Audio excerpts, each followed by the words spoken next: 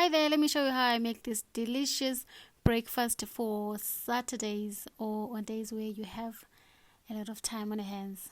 So the first thing I will do is to fry my onions and then add my spices and then garlic and ginger. Fry all of that up and then add tomato paste.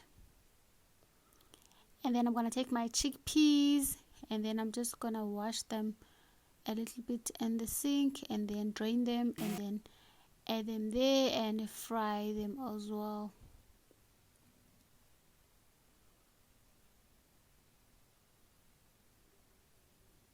Okay, so I fried my chickpeas for about 3 minutes and then I add my chopped tomatoes and then I'm gonna mix all of that up and then I'll just let it cook for about 5 to 8 minutes and then add more spices.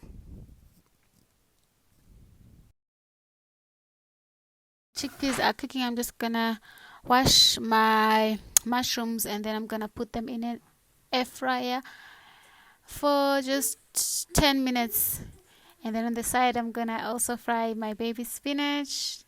So there are my chickpeas almost ready. I just add a little bit of cream, then I mix all of that together. Look at that, it is so delicious.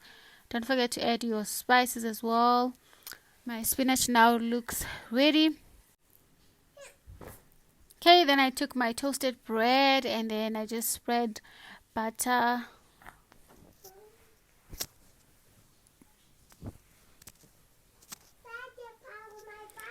and then I add my spinach as the base.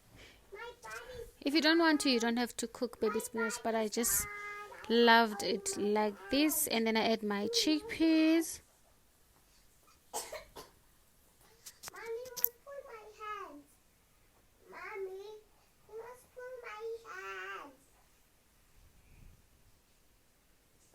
Okay, so there's my meal. I have my mushrooms and then I have my boiled eggs and I also have my avocado, and there we go.